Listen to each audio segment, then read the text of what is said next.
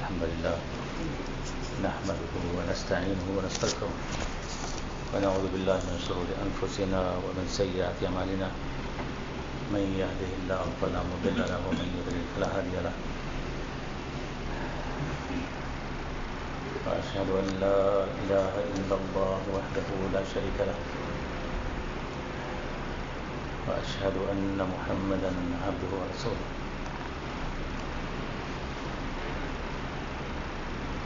اللهم صل على محمد وعلى آل محمد كما صليت على إبراهيم وعلى آل إبراهيم إنك حميد مجيد اللهم بارك على محمد وعلى آل محمد كما باركت على إبراهيم وعلى آل إبراهيم إنك حميد مجيد اللهم انفعنا بما علمتنا وعلمنا ما ينفعنا وزدنا علما الحمد لله على كل حال ونعوذ بالله من حال أهل النار أما بعد فإن خير الحديث كتاب الله وخير الهدي هدي محمد صلى الله عليه وسلم وشر الأمور محدثاتها وكل محدثة بدعة وكل بدعة ضلالة وكل ضلالة في النار فبعد فأعوذ بالله من الشيطان الرجيم بسم الله الرحمن الرحيم فلنسألن الذين أرسل إليهم ولنسألن المرسلين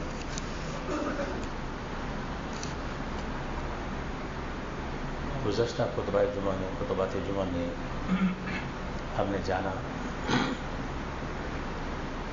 کہ عقیدہ آخرت انسان کی دنیاوی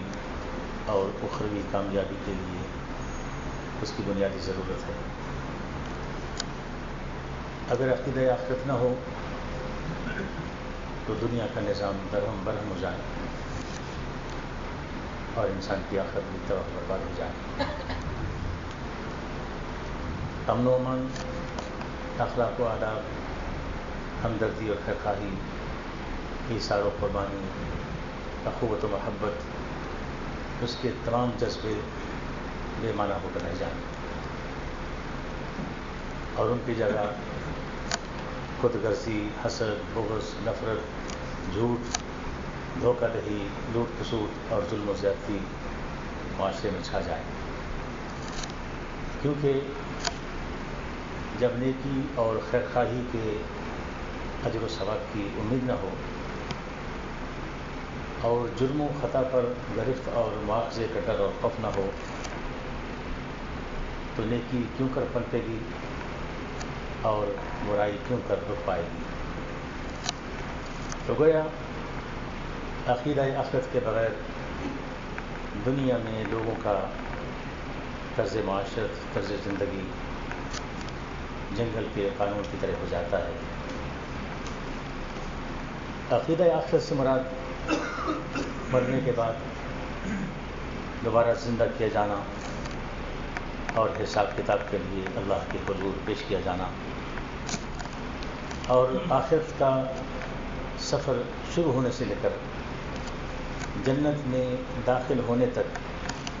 دیگر اور بہت سے خوفناک اور ہولناک واقعات کا پیش آنا، یہ بھی عقیدہ آخرت میں شامل ہے. عقیدہ آخرت کا ایک سب سے اہم پہلو کہ آخرت کے تمام معاملات جس کے گرد گھومتے ہیں وہ ہے سوال و جواب اور باز پرس کیا جانا. اگر باز پرس نہ ہو اور سزا اور جزا نہ ہو تو یوم آخرت کا مقرر ہونا اور قیامت کا برپا ہونا کوئی معنی نہیں رکھتا. تو عقیدہ آخرت کا اولی مقصد سوال و جواب ہے اور احتساب ہے. قیامت کے دن کے سوال و جواب کی اہمیت اور سنگینی سے قرآن و حدیث میں جا بجا خبردار کیا گیا ہے، کیونکہ آخرت اور اس کے احوال سے بے خبری اور لا علمی اور غفلت و اراس انسان کو بہت بڑی مشکل میں پھنسا سکتے ہیں. اس لیے آئیے قیامت کے دن کے احوال اور بالخصوص اس دن کے قیامت کے دن کے سوالات کی اہمیت اور نوعیت اور اس کی سنگینی کو جاننے کی کوشش کرتے ہیں. قیامت کے دن کے سوال و جواب کا ذکر ہو رہا تھا تو سب سے پہلے قیامت کا مفہوم جاننے کی کوشش کرتے ہیں۔ تو قیامت کا لفظ قیامت کی دو قسموں کے معنوں میں بولا جاتا ہے، ایک قیامت صغریٰ اور ایک قیامت کبریٰ۔ قیامت صغریٰ کے لیے عموماً یہ جملہ بولا جاتا ہے کہ من مات فقد قامت قیامتہ،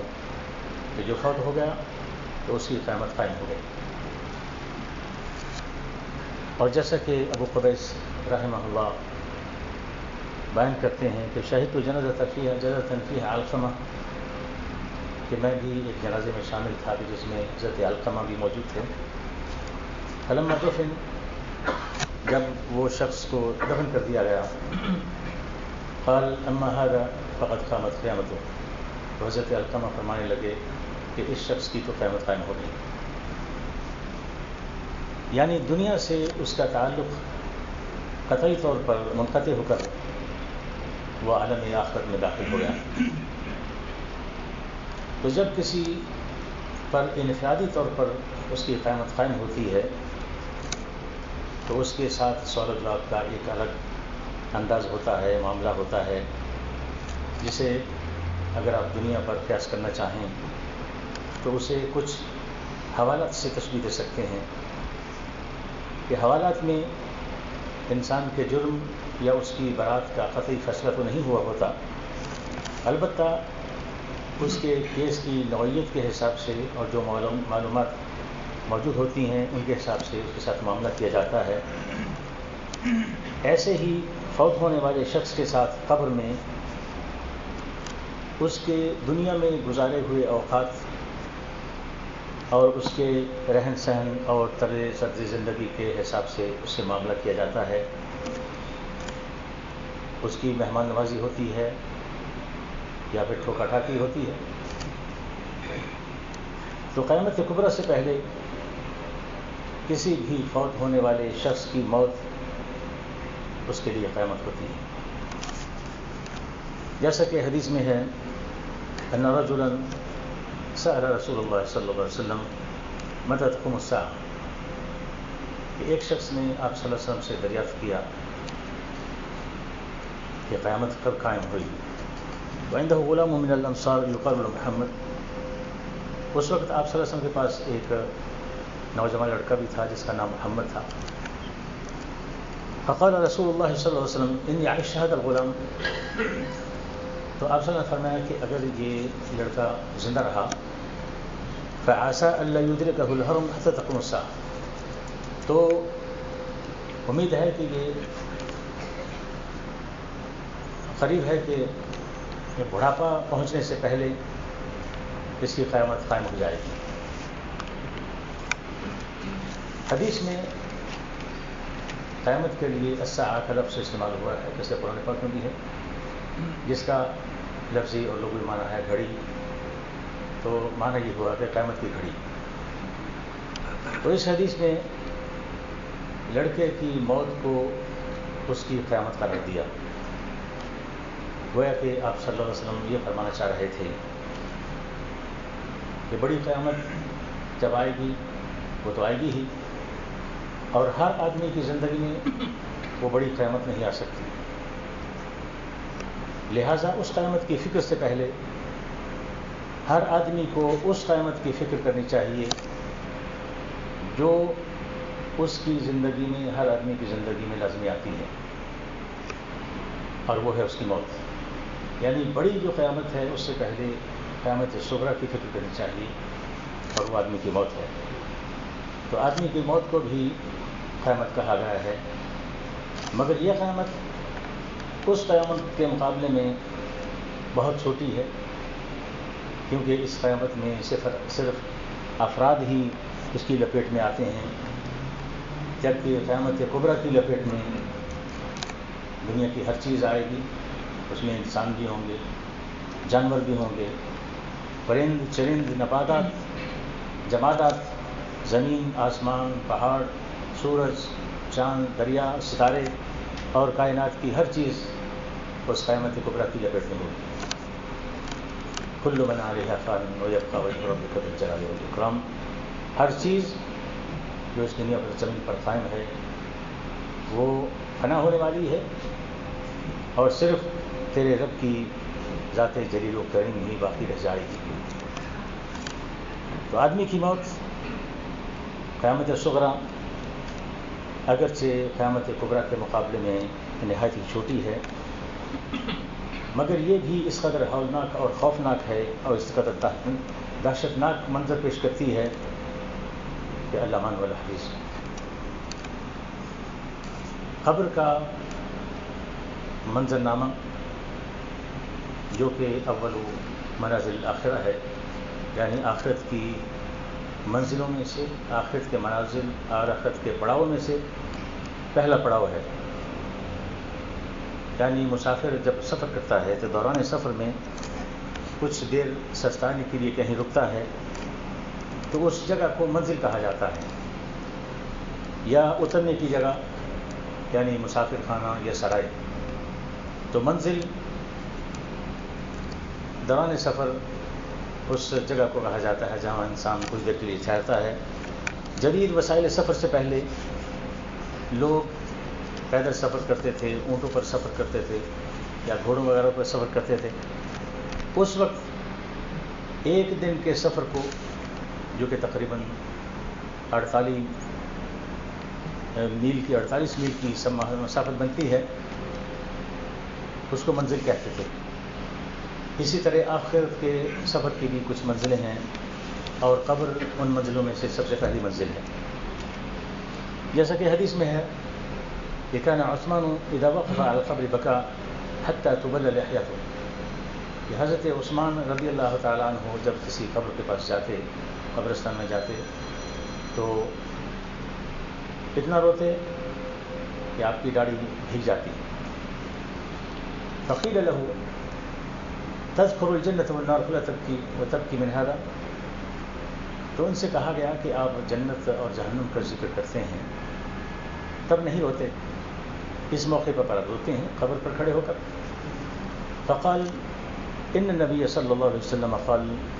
ان القبر اول منازل الآخرہ، تو کہا کہ آپ صلی اللہ علیہ وسلم نے فرمایا تھا کہ قبر آخرت کی منزلوں میں سے پہلی منزل ہے۔ فإن نجا منه فما بعده أيسر منه، اگر آدمی اس منزل سے بچ گیا تو اس کے بعد والی جو منزلیں ہیں وہ اس سے آسان ہوں گی۔ وإن لم ينج منه فما بعده أشد منه، اور اگر اس منزل میں سے وہ نجات نہ پا سکا تو اس کے بعد میں جو آنے والی منزلیں ہیں وہ اس سے بہت سخت ہوں گی۔ وقال رسول اللہ صلی اللہ علیہ وسلم ما رأيت منظرا قط الا والقبر افضل منه، اور پھر فرمایا کہ آپ صلی اللہ علیہ وسلم نے یہ بھی فرمایا کہ میں نے کبھی کوئی منظر نہیں دیکھا مگر قبر اس ہر منظر سے زیادہ خوفناک ہے۔ تو قبر کا تفصیلی منظر تو انشاءاللہ پھر کسی وقت ذکر کریں گے۔ سر دست قبر میں کیے جانے والے سوال کے بارے میں ذرا گفتگو کرتے ہیں۔ قبر میں کیے جانے والا وہ سوال ہی ہے جو قبر کے منظر کو اتنا ہولناک اور خوفناک بناتا ہے۔ جیسا کہ حدیث میں ہے، کان النبی صلی اللہ علیہ وسلم اذا فرغ من المیت من دفن المیت وقف علیہ، آپ صلی اللہ علیہ وسلم جب کسی میت کو دفنا کر فارغ ہوتے تو پھر اس کے پاس کھڑے ہوتے اور صحابہ کرام سے فرماتے استغفروا لاخیکم، اپنے بھائی کے لیے اللہ تعالیٰ سے مغفرت طلب کرو، واسألوا له التثبیت، اور اس کے لیے ثابت قدمی کی دعا بھی کرو، فإنه الآن يسأل، کیونکہ اب اس سے سوال کیا جا رہا ہے۔ اب قبر کی ہولناکی ایک تو اس لحاظ سے ہے کہ قبر میں تاریکی ہے، اس میں وحشت ہے، اس میں اجنبیت ہے، اس میں کیڑے مکوڑے ہیں، اس میں آدمی کے عمل صالح کی اب اس کے پاس توفیق نہیں رہی، اس کا نیک عمل نہیں کر سکتا، اور پھر جن کا سہارا تھا ان سے رابطہ ختم ہو گیا، اور زندگی بھر کی محنت سے کمائی ہوئی جو دولت ہے اس تک اس کی رسائی نہیں ہے. بیوی بچے کہ جن کی خاطر وہ ہیرا پھیری کرتا تھا، لوگوں سے دھوکہ کرتا تھا، سودی معاملات کرتا تھا، ان کی طرف سے بھی کوئی مدد نہیں پہنچ رہی. ایک تو قبر کی ہولناکی اس لحاظ سے ہے، اور ایک اس لحاظ سے بھی ہے کہ منکر نکیر قبر میں جو سوال کریں گے تو اگرچہ ایک مسلمان کو ان سوالوں کے جواب پہلے سے آتے ہیں، لیکن اس کے باوجود وہ گھبراہٹ اور خوف کے مارے تذبذب کا شکار ہو جائیں گے، کنفیوز ہوں گے، کیونکہ ایک تو ان فرشتوں کی شکل و صورت ہی اور حیت ہی ایسی ہوگی کہ آدمی ان کو دیکھ کر گھبرا جائے گا. کہ ایک تو ان کے نام سے ہی ظاہر ہے، ان کا نام ہے منکر نکیر، جیسا کہ حدیث میں آتا ہے. اور منکر نکیر کا مطلب ہے کہ غیر معروف، یعنی ایسی شکلیں جو جانی پہچانی نہیں ہے، یعنی نہ وہ انسان کی شکل ہے، نہ جانوروں کی شکل ہے، نہ کسی ایسی چیز کی شکل ہے جس سے انسان مانوس ہے، دنیا میں اس نے دیکھی ہو، ایسی کوئی شکل نہیں. ان کی ایک الگ ہی شکل ہوگی، اس لیے ان کا نام منکر نکیر ہے. اور آپ جانتے ہیں کہ آدمی جب کسی ناآشنا آدمی سے ملتا ہے، اجنبی سے ملتا ہے، تو کچھ ایک قسم کی اسے وحشت سی ہوتی ہے، گھبراہٹ سی بھی ہوتی ہے. جیسا کہ جب فرشتے ابراہیم علیہ السلام کے پاس آئے تو وہ اجنبی تھے، اور پھر اوپر سے انہوں نے کھانا بھی نہیں کھایا، تو حضرت ابراہیم علیہ السلام ان سے خوفزدہ ہو گئے. جیسا کہ اللہ فرماتے ہیں هل أتاك حدیث ضیف ابراہیم المکرمین، کہ آپ کے پاس ابراہیم علیہ السلام ان کے پاس آنے والے ان کے جو مہمان تھے، معزز و مکرم مہمان، ان کی خبر آپ کے پاس پہنچی ہے. اذ دخلوا علیہ فقالوا سلاما قال سلام قوم منکرون، جب وہ آئے تو انہوں نے سلام کہا کہ آپ کو سلام ہو، تو جواب میں ابراہیم علیہ السلام نے بھی کہا کہ آپ کو بھی سلام ہو، اور ساتھ ہی یہی فرمایا سلام قوم منکرون، کہ کچھ اجنبی اور ناآشنا سے لوگ لکھتے ہیں. فراغ الی اہلہ فجاء بعجل سمین، تو چپکے سے اپنے گھر والوں کے پاس گئے اور ایک موٹا تازہ بکرے کے گوشت لے آئے. فقربہ الیہم فقال لا تاکلون، فقربہ الیہم قال لا تاکلون، وہ گوشت ان کو پیش کیا اور فرمایا کہ کھاتے نہیں ہو، کھاتے کیوں نہیں؟ فاوجس منہم خیفۃ، تو ان سے دل ہی دل میں ابراہیم علیہ السلام ڈر گئے. قالوا لا تخف وبشروه بغلام علیم، انہوں نے کہا کہ ڈریے نہیں، اور پھر انہیں ایک ذی علم لڑکے کی بشارت دی. تو بات ہو رہی تھی کہ اگر کوئی اجنبی انسان بھی ہو یا کوئی فرشتہ کسی اجنبی انسان کی شکل میں آ جائے تو بھی انسان بسا اوقات اس سے گھبراتا ہے، خوف محسوس کرتا ہے. تو قبر میں سوال کرنے والے فرشتے ایک تو غیر معروف اور انجانی شکل کے ہوں گے، جیسے کہ ان کے نام سے ظاہر ہوتا ہے، اور پھر ان کے رنگ بھی عجیب و غریب ہوں گے. کہ حدیث میں آتا ہے کہ ایک کالے اور نیلے رنگ کے ہوں گے، جیسے حدیث میں ہے اذا قبر المیت اتاہ ملکان اسودان ازرقان یقال لاحدہما المنکر والآخر نکیر، کہ جب میت کو قبر میں دفن کیا جاتا ہے تو اس کے پاس دو فرشتے آتے ہیں، دو کالے اور نیلے فرشتے، ایک کا نام منکر ہے اور ایک کا نام نکیر ہے. اور ایک حدیث میں ہے فَيَأْتِيهِ مَلَكَانِ شَدِيدَ الْإِنْتِحَارِ فَيَنْتَحِرَانِهِ وَجُودِ الثَّانِي، اس کے بعد جو دو فرشتے آتے ہیں نہایت ہی سخت ڈانٹنے والے، اور وہ ڈانٹ کر اس سے سوال کرتے ہیں اور اس کو بٹھاتے ہیں. تو اندازہ کریں کہ قبر کا منظر کیسا خوفناک ہوگا. کہ پہلے تو قبر میں تنہائی ہوگی، انسان تنہائی کا عادی نہیں ہوتا، پھر وحشت ہوگی اور مکمل بے بسی ہوگی کہ کہیں سے اس کو مدد نہیں آ سکتی، اور پھر رات تاریکی بھی ہوگی قبر میں، اور اوپر سے اجنبی شکل کے فرشتے ہوں گے کہ جنہیں دیکھ کر ہی خوف آتا ہے، اور پھر ان کا رنگ بھی اتنا خوفناک ہے کہ تاریک قبر میں کالے فرشتے، کالے رنگ کے فرشتے اور نیلے رنگ کے فرشتے، نیلا بھی تاریکی میں کالا ہی لگتا ہے. تو آپ سوچ سکتے ہیں کہ قبر میں اس وقت آدمی کتنی گمبھیر صورت میں وہ دوچار ہوگا اس سے. تو یہ تمام حالتیں اور تمام کیفیتیں آدمی پر یقیناً اثر انداز ہوتی ہیں. اس لیے تو حدیث میں آیا ہے کہ استغفروا لاخیکم، کہ اپنے بھائی کے لیے اللہ تعالیٰ سے مغفرت طلب کرو. وصلوا لہ التثبیت، اور اس کے لیے اللہ تعالیٰ سے ثابت قدمی کی دعا کرو. فإنہ الآن یسأل، اس لیے کہ اب وہ سوال کیا جاتا ہے.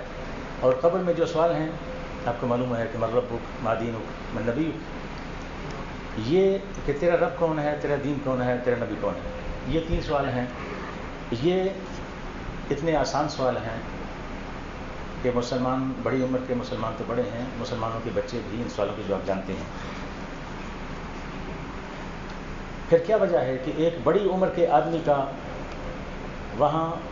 کنفیوز ہونے کا جو خدشہ ہے وہ کیوں کر ہے؟ جو سوال ہر مسلمان کو یاد ہے اور بچوں کو بھی معلوم ہے. پھر بڑے عمر کا آدمی وہ کیوں کر کنفیوز ہوگا؟ اس لیے کہ ان سوالوں کا جواب اس کا تعلق علم سے نہیں بلکہ عمل سے ہے.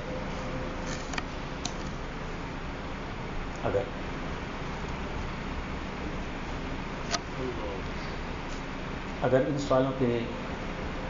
مطابق عمل کیا ہوگا تو ان کے جواب اللہ کے فضل سے 1 2 3 انسان دے دے گا. اور اس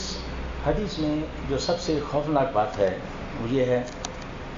کہ آپ صلی اللہ علیہ وسلم صحابہ کرام سے جب یہ فرماتے ہیں کہ ان کے لیے اللہ تعالیٰ سے مغفرت طلب کرو اور ان کے لیے ثابت قدمی کی دعا کرو، اللہ سے دعا مانگو، اور یہ کس کے بارے میں فرما رہے ہیں؟ ان لوگوں کے بارے میں جو نبی صلی اللہ علیہ وسلم کے صحابہ ہیں. اور جب ان پاک باز ہستیوں کے بارے میں یہ بات ہے تو پھر ہماری کیا حیثیت ہے؟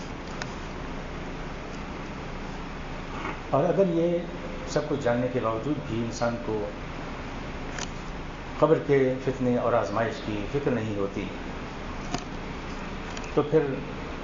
ڈر یہ ہے کہ کہیں ہمارے دل سخت نہ ہو چکے ہوں، کہ سخت دلوں پر کوئی نصیحت کی بات، کوئی دین کی بات اثر نہیں کرتی. اللہ تعالیٰ نے ایسی بدبختی سے محفوظ فرمائے. قبر کے سوال کی سنگینی کو ایک بار پھر اچھی طرح سمجھ لینا چاہیے، کیونکہ